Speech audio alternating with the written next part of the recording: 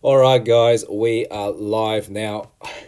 I am not going to slaughter this, so what I've done is I've actually asked Google to help me pronounce Thibaud so I don't slaughter it. Thibaud. Thibaud.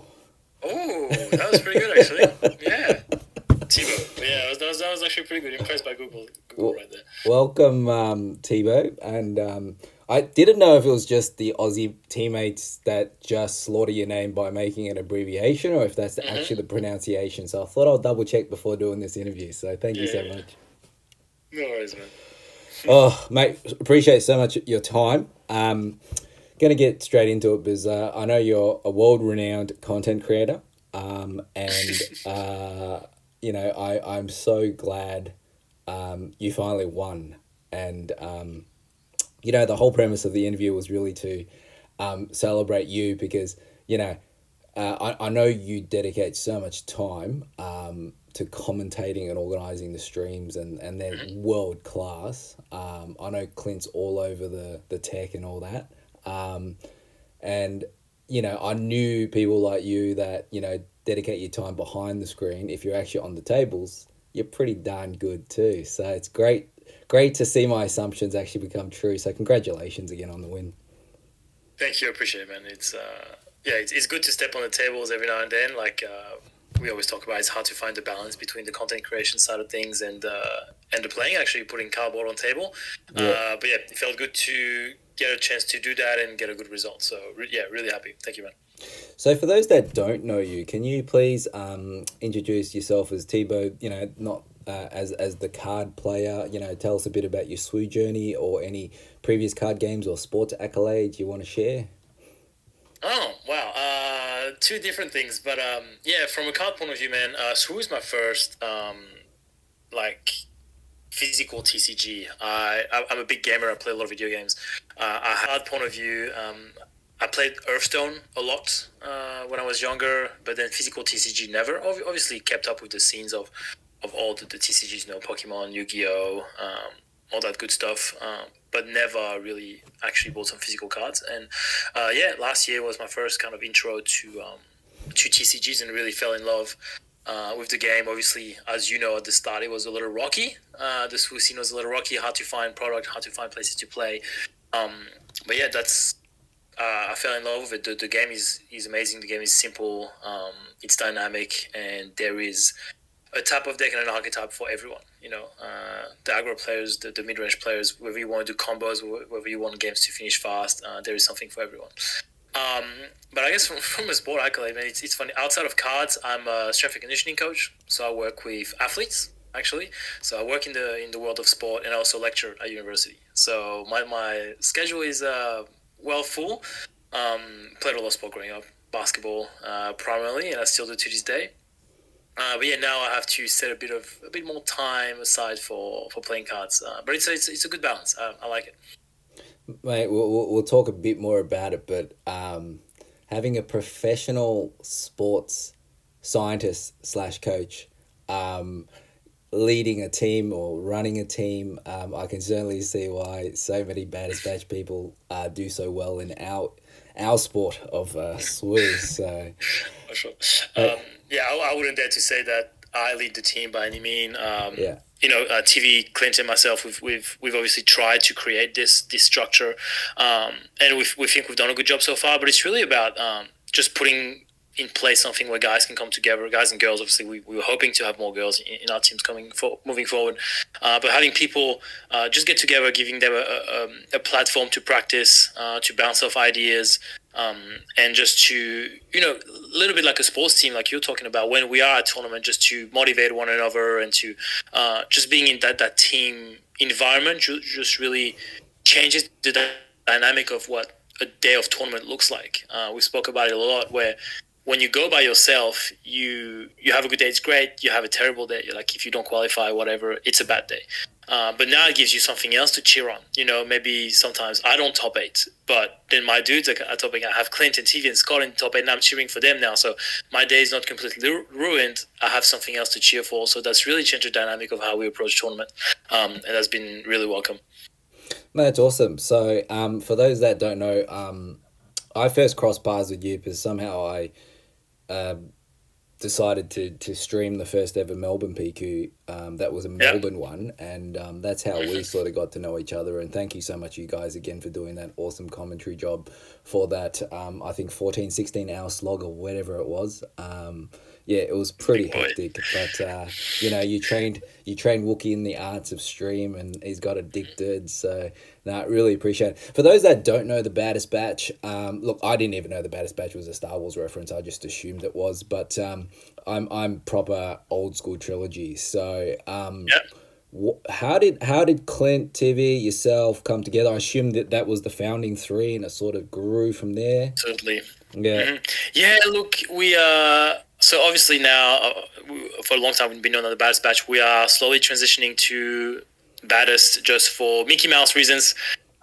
Just because of our affiliated partnership with moving forward with Disney and Star Wars, we actually have to step away a little bit from being too close of a Star Wars reference. But it started as really... So Clint and I have known each other since last year, like around March. We started really playing together early.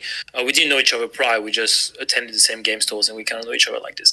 And TV started coming to HR Games in Beverly Hills. So TV lives in Wollongong, but there's only one store doing SWU in Wollongong. So he started coming up in Sydney to get some games and started to come to our local scene a bit more. And we just vibed off really well. I know TV and Clint talked about doing a podcast together. And then Clint approached it with me one day and said, hey, would you want to do this with us? And yeah, from there on, it's been much more rapid than what we had envisioned in terms of growth and in terms of responsibilities. Originally we wanted to do a podcast and we wanted to do events because we knew at the time events were lacking for the community. It was PQ or nothing. Yep. And at the time when we started this in December last year, we weren't sure how many PQs we were going to get. And so, yeah, we started doing events together, which our events worked relatively well.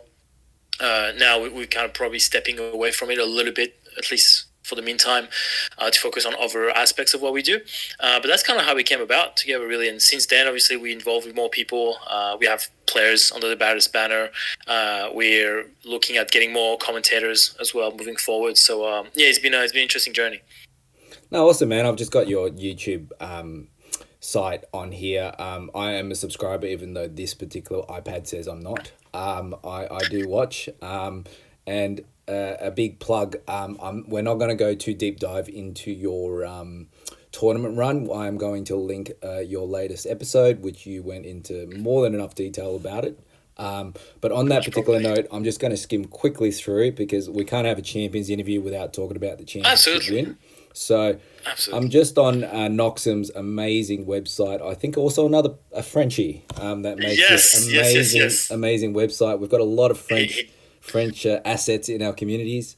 So mate, to you and team battle at the end. For those that are guessing, I'm sure you guys have tested each other. If you played it out, who would have won? I'm going to be 100% here, and I think it would probably be a 60-40 for Scott, just because of the nature of blue-black villain.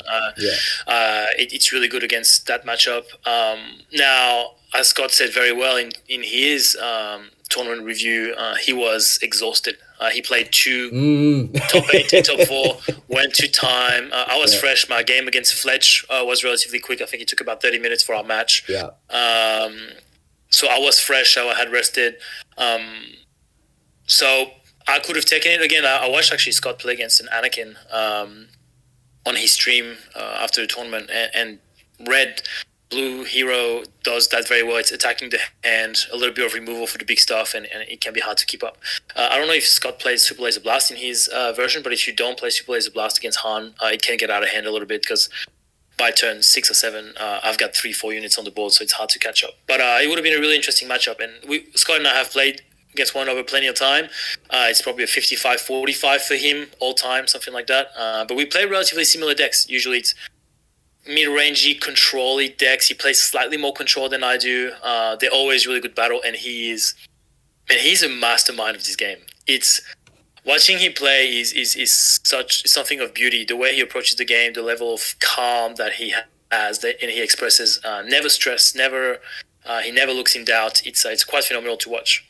I know whenever our more competitive bunch in Victoria travel to upstate, and they go to Onyx events and Sydney PQs or Canberra, Scott is always somebody on their mind. And There should be.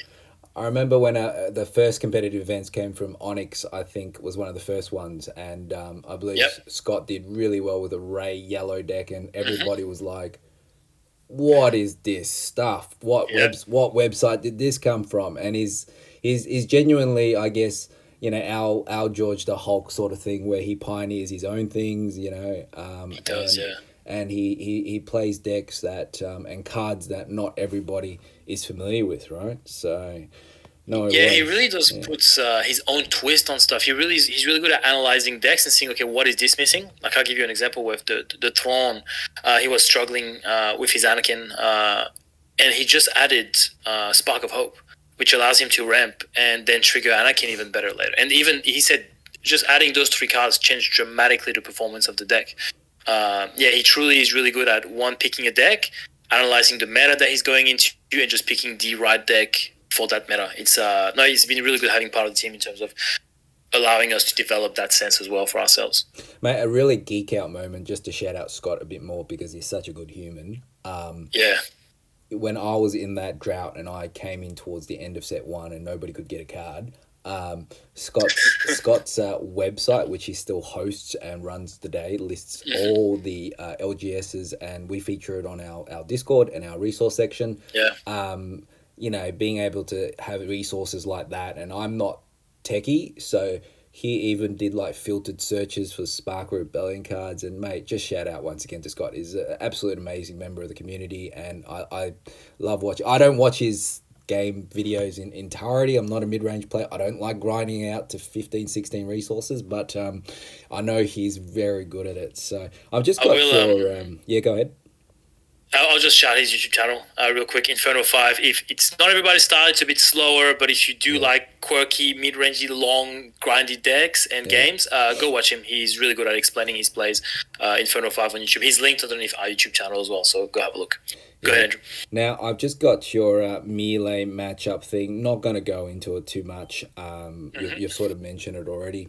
Yeah. Just, mate, quick highlight or funniest moment for the entire day. ACT, can be a road trip hazard, whatever it is, you know? Oh, wow, okay. Road trip hazard? So, no, like my funniest moment, I spoke a little bit about it on the other episode, but it was with Fletch, actually. I was saying we had a moment where game 2, first of all, shout out to Fletch, because what a good human. It was the first time that him and I actually sat across from one another on a gaming table. We see each other at the tournaments all the time, but we never had actually played against one another, I'm pretty sure. At least that's what he said, and I was like, wow, that's true. So Fletch on his Kaz, Tarkentown, great pilot, Fletch. Game 2, I had a chance to sideboard my bombing runs, my regional governor and stuff like that. And Fletch is drawing his hand. He's got the initiative. He's pretty happy about it. He's like, yeah, that's fire. He said that. I was like, ah, damn it. Okay, I've got a bit of an idea of what's going on, but that's not good for me.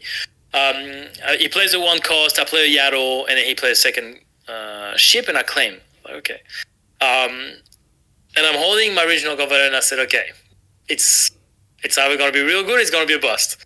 And I play my regional governor and I call section of the shuttle. First of all, I sat there for a couple of minutes. I'm like, what is the name of this card again? Because you know what the cards do, you know what they look like, but you know the exact name. Sometimes it's difficult. There's so many cards.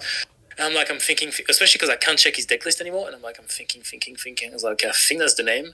Put it down section of the shuttle, and Fletch just looks at me. He's like, F you. Like I don't know if I can cast on your channel, but he cast for real. And he sat there for a couple of minutes, like, really his whole game plan had to change, and he was genuinely like, it was a good play. The people that were watching the game were pretty hyped about it. He ended up wailing and winning this game anyway. But it was a really cool interaction that we joked about afterwards. That was good. But yeah, from a road trip and around tournaments point of view, man, it was really good. It's really good to do the boys trip, just the Saturday night at the apartment debriefing the tournament. We ordered some food. It was it was a cool moment overall. Hopefully Perth goes as well because we're going to Perth in a couple of weeks. Exciting. So no, it's nice. It's nice to have these moments with the other guys. I had a good time. Mate, awesome. So, for those that, young Maxi thinks he's the pioneer of a regional governor in Han2 Blue. Just to blow the mystery, did you play it before he did?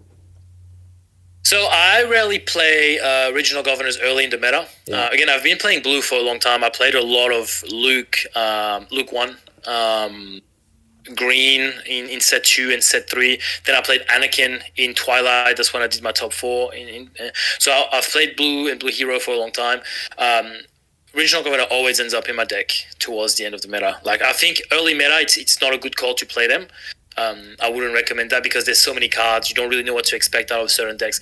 But end of meta, when you kind of know what to expect, it's definitely a slot in.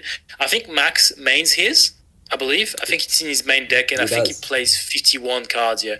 I just put mine in my side. I think especially early in the tournament, when you play those first 3 rounds, you can land against anything.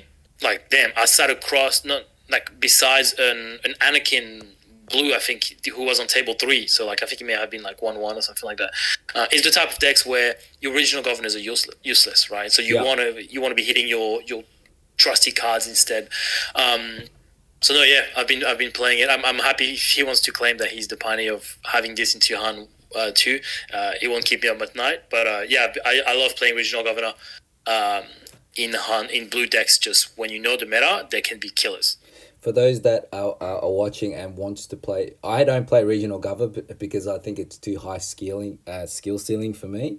But you can always ask a judge and describe the card to them, and then they can look up on their phone and confirm the name for you. For anyone that wants to get their regional governor, because I heard it hasn't been banned yet. So, but it's so underplayed for such a polarizing card. It's good, but it's hard. I think to me, I played for probably 4 cards. Right, I played to counter Super Laser Blast, to counter Luke's. Yep.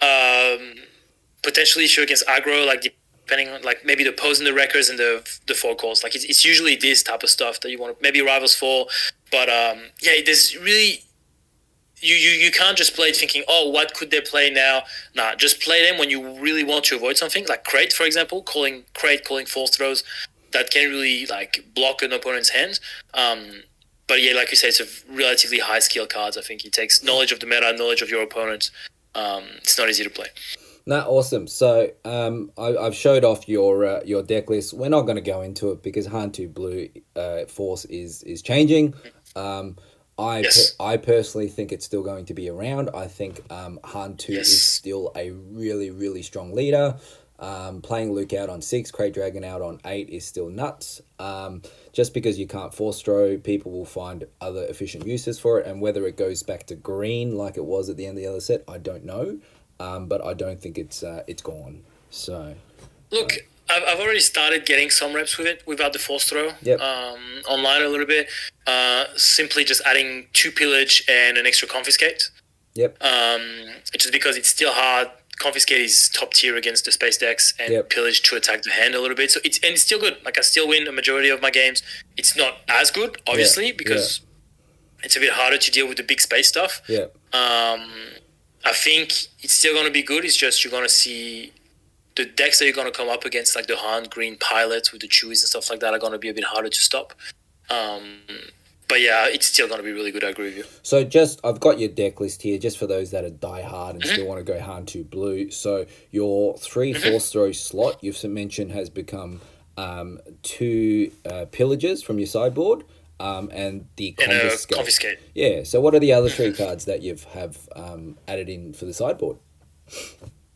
I don't know yet. I think that's going to depend what the meta looks like. I think we're going to see more Hans again, so maybe a 3rd pillage because pillage is really good against Han. I think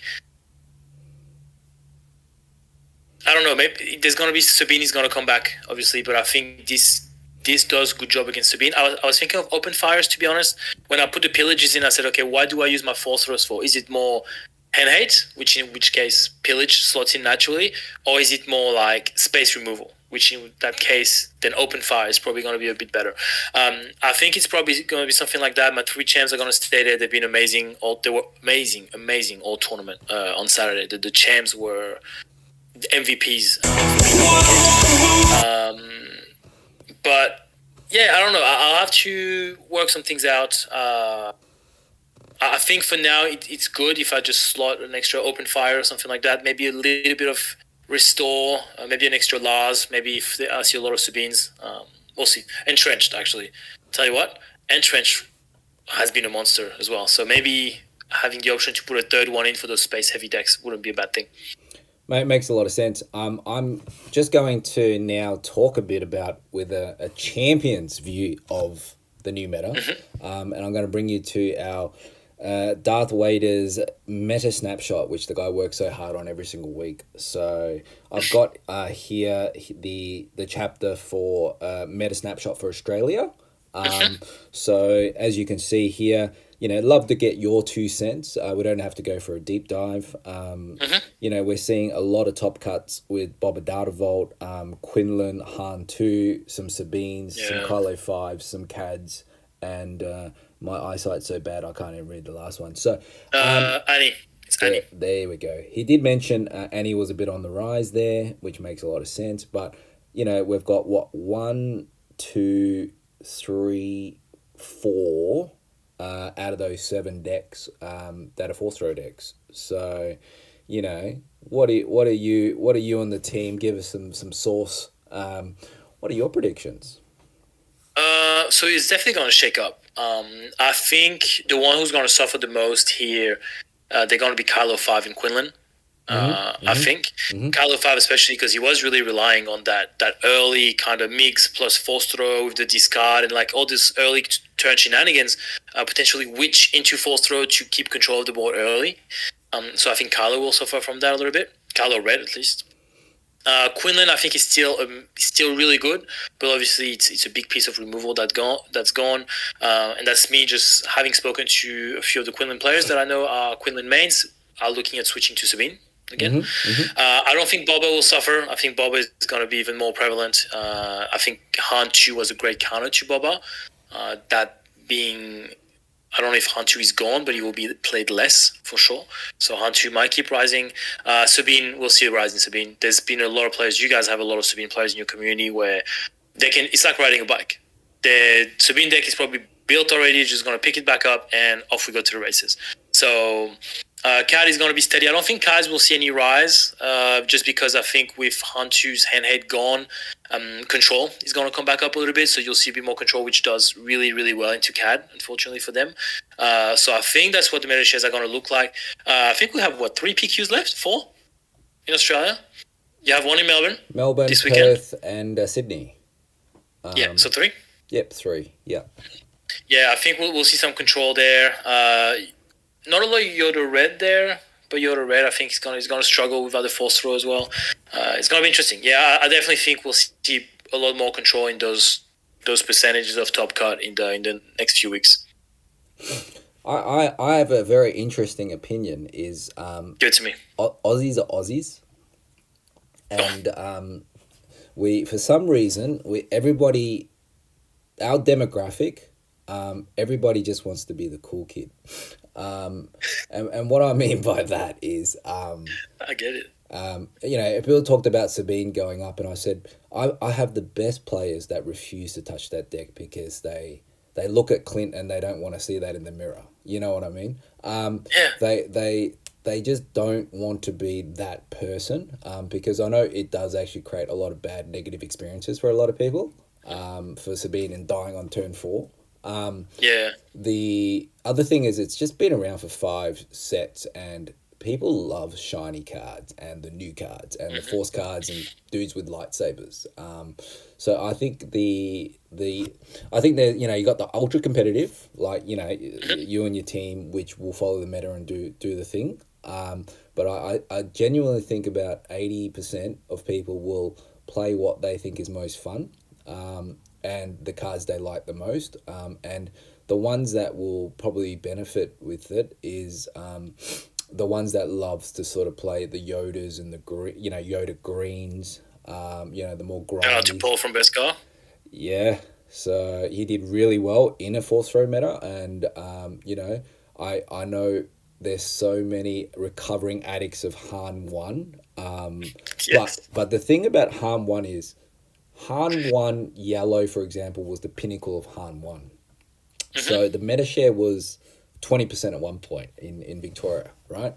But we soon found that most of those 20% people that played the best deck and format at the time actually realized they can't pilot it really well. And then we saw Yeah. a massive drop in that particular deck. And it's sort of like the Talzin story at the moment, right? It's a really strong Yeah. deck, but people struggle with it. And I find that people will just end up playing decks that might suit them and their flavor, but not require as many reps to get used to. Han1 requires a lot. I know people that refuse to play it because it breaks their mind having to destroy resources and remembering all that. I know people that just won't play Sabine because they just don't want to be uncool. Blue green villainy, people just love those blue black cards, but not everyone likes to go to 16 resources and wait for endless legions and stuff. So Australia's just very different, and that's why I find it interesting just having a Melbourne, an Australian snapshot versus seeing what the Yanks and the Europeans do. It's it'll be interesting because obviously this weekend for Melbourne, you guys have no changes. But for us in Perth next weekend, that's when it's all going to be shaken up. Perth is in a very interesting meta as well because they have excellent players down there. I don't think they get enough credit because they don't get as much exposure. We'll change that today. Well, we'll change that especially because we'll be streaming the Perth PQ, so we'll be able to see that. But Blake and Luke up there are excellent players. Paul is a really good player. Ash is a good player. You have a ton, even Tim Valletta, you have a ton of good players who just don't participate in enough tournaments. But like you were talking about, good Han1 pilot, like Blake recently just force throw ban happens. He's looking for a Han1 showcase. He's back on the train. He won a PQ with that Han1 in Twilight. He's an excellent pilot, and that's scary. A good Han1 pilot, man, is deadly. So yeah, I'm expecting a rise in that leader a little bit. Who knows? Maybe I'll take him. You know how we do our Sunday. Online we do a Sunday weekly for everybody, and the Perthans love joining us because it expands their meta a little bit to play people across the borders without the flight tickets. And I have come across, I have versed the people that you have mentioned, and I don't think I've been to a single one of them. So They're good, man. They're good. I'm keen to go back and verse them a little bit. I haven't seen them in a while. Now, talking a bit about, I just want to talk a bit about the Baddest Batch, and you and the boys run the most successful Australian competitive team. Full stop. You guys, if I'm not mistaken, the first competitive team.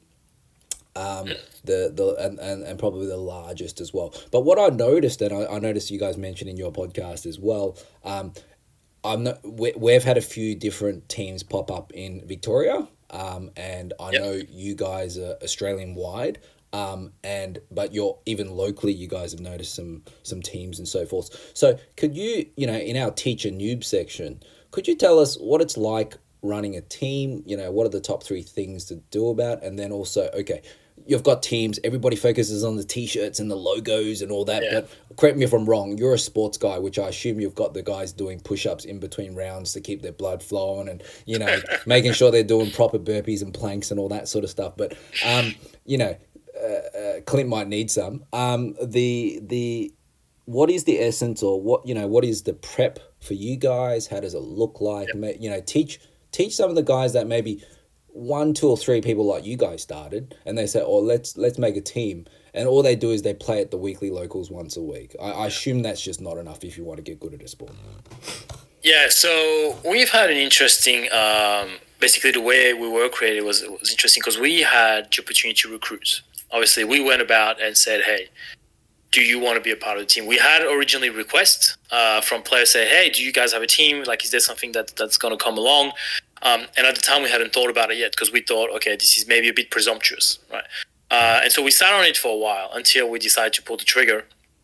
And then we sent out some invites and said, hey, we'd like you to be a part of the team. We'd like you to be a part of the team. So we wanted a bit of guys in every team. So we have 2 guys from Canberra in CJ and Rhett. We have 2 guys in Perth in Luke and Blake. And originally it was Clint, myself, TV, and Scott. We since added James because James is a senior local and he has been performing really well. It's zero limit on Melee. Yep.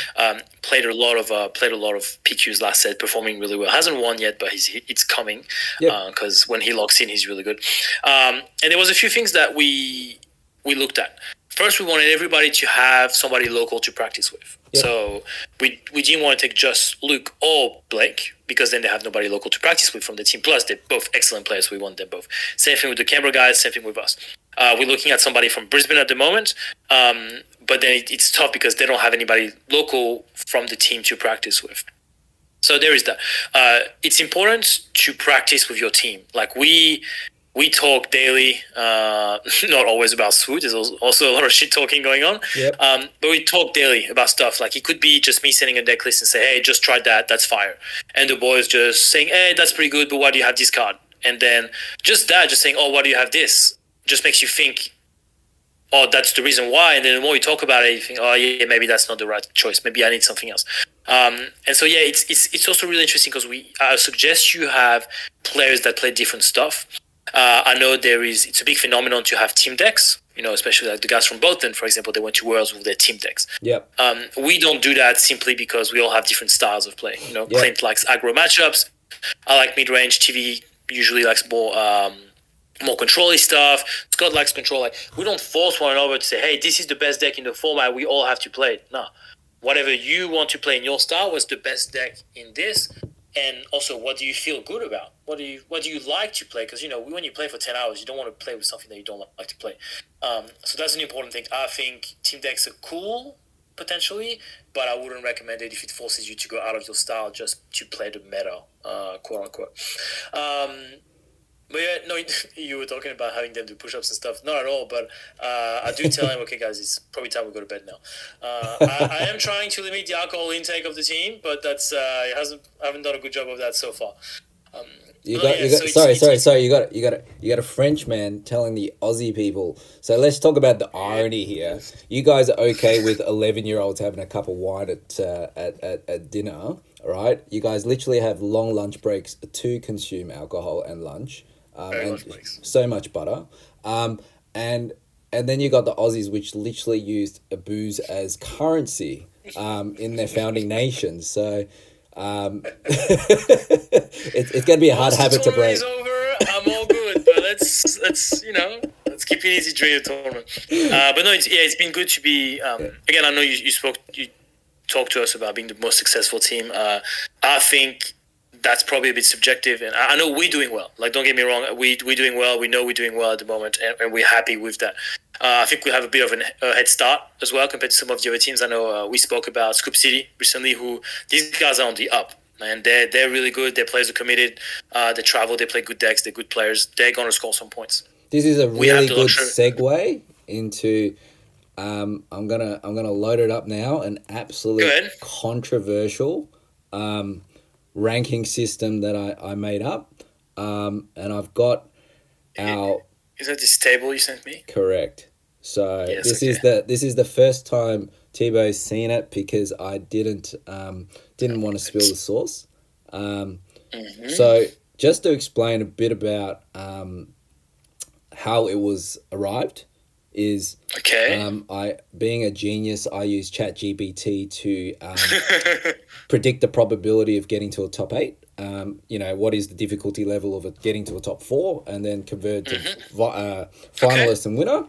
And the ChatGPT, I asked them to give me a point system, and it worked on a 10 points for a winner, a 6.5 to be in the finals, a top 4, which means you actually won a game against the best people in the room, was a 4.2, and you were top 8 in rankings after Swiss gave you a 2.8 score.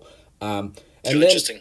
And then also the other thing is I just know that like you mentioned, a lot of people don't get exposure. A lot of people don't have the lifestyle that allows them to travel to multiple PQs. I've weighted that out by dividing that total score by PQ attendances, which gave people a point system. So there's a few caveats before I get slaughtered by the Australian community. The size of the event matters not. It's not their fault that they were born and they play SWU in a place that has a 22-person PQ versus Melbourne, which we have a 93-person PQ. It is still very difficult and you need a lot of luck to get there. And then the other thing is we've only accounted for Australian PQs. And there is a missing black hole, which was the first Melbourne PQ, which you guys so nicely, graciously streamed for many, many years. Hours. We don't have the perfect data there. That is purely based on my recollection of who was there. But I have limited to things. So I just want to have a quick shout out here. You know, you guys are the leading team in here. Like you mentioned, you've got 1, Scott, 2, Blake, 3, yourself, 4, Scott, 5, Mr. Clint himself.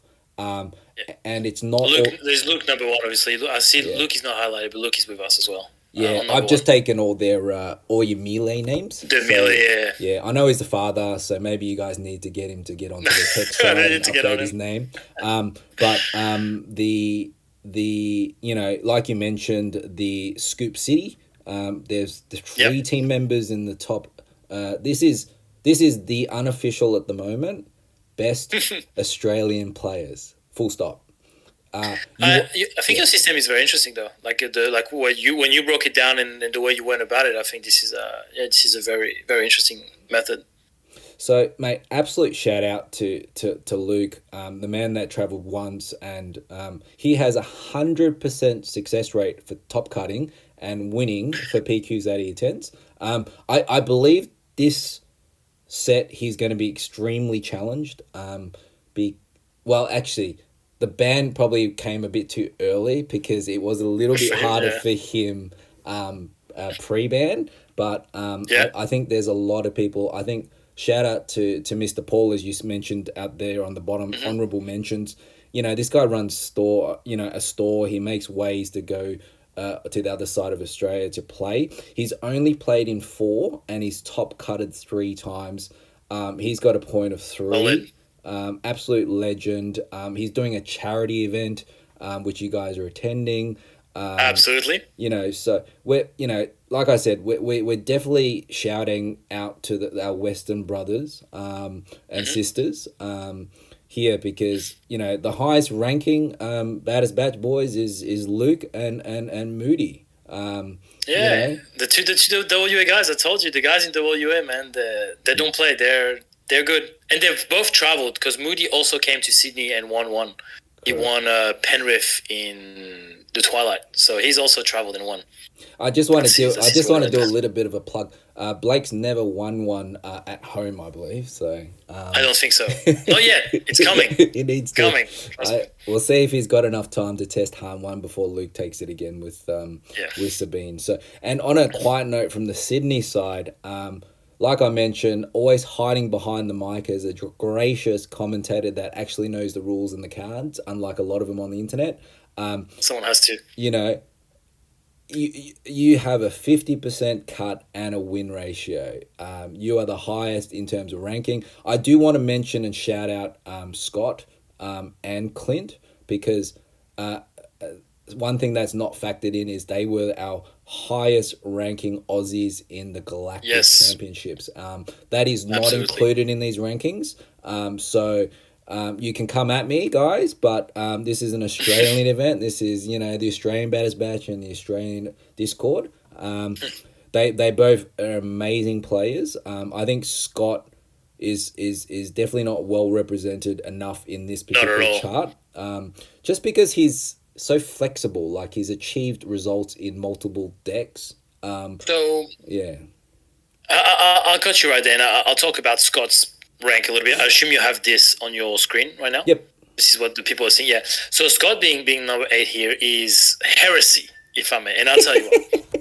Scott is a phenomenal player. To me, he's the best player in New South Wales and top 3 player in the nation, and it's not close. Now, in the team, we've had many discussions about, hey, how do you determine who the best player is? And I think it's really hard because a really good player in Constructed and Premier might not be really good in the draft player, and that's still part of the game, right?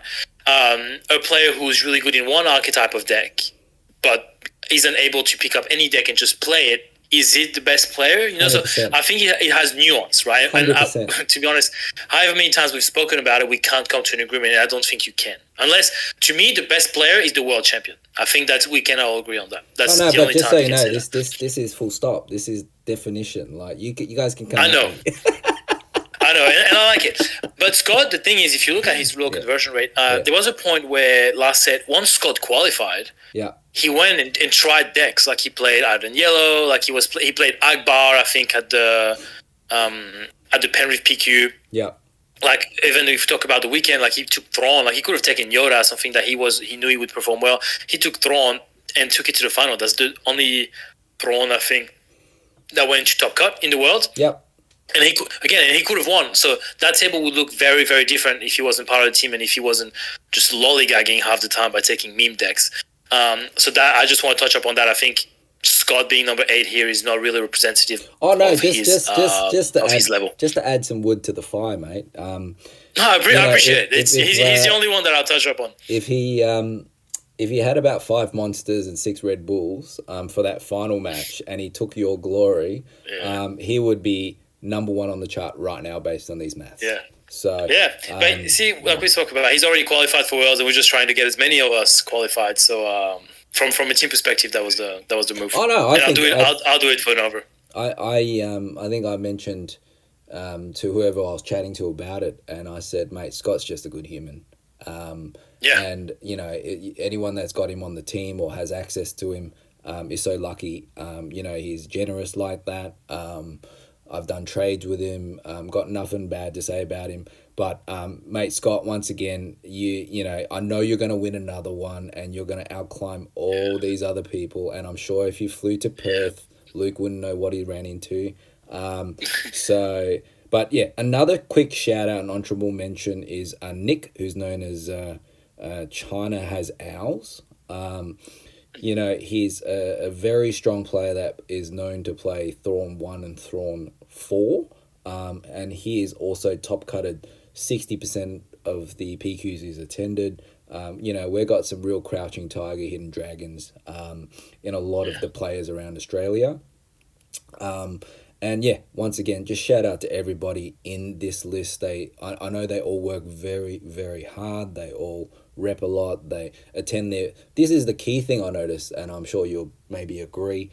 These guys are always at the weeklies, and they're always trying to build their own communities, and they don't always bring their main deck. I know they bring. This is a very key thing for the competitive people. Is I know most respectful ones have a pet deck they bring to their weeklies to keep it fresh for their locals. And they save their grunt.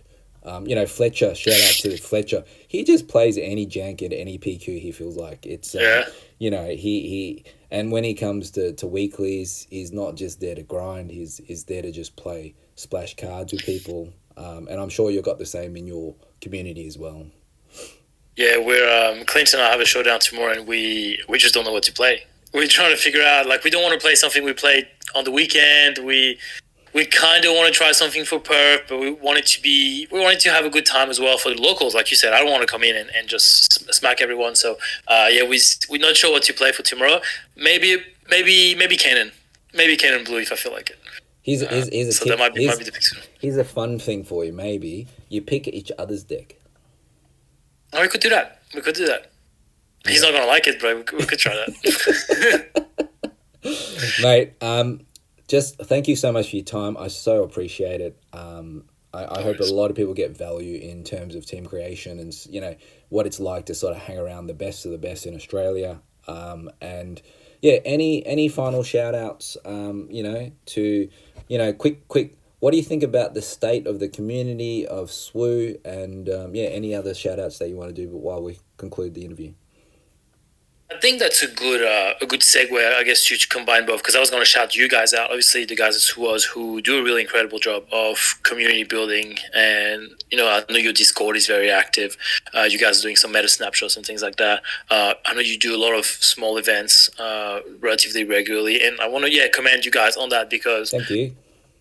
Ourselves more than anyone know how difficult it is to stay active and to keep dragging people at their local, dragging people at event, because people sometimes they don't see how hard it is to organize things. They say, "Oh, there's an event. I'll go. I won't go." For them, it's the same thing. But for us on the back end, when you're like, "Oh, okay, I'm gonna organize this event. We're hoping to get that many people." You talk to sponsors to get some price support. You talk to this. And it's time and it's hard. And it can be disappointing at times. When you don't have the turnout, or when you organize a PQ and you're like, "Oh well, we only got 30 and we're expecting 50, right?"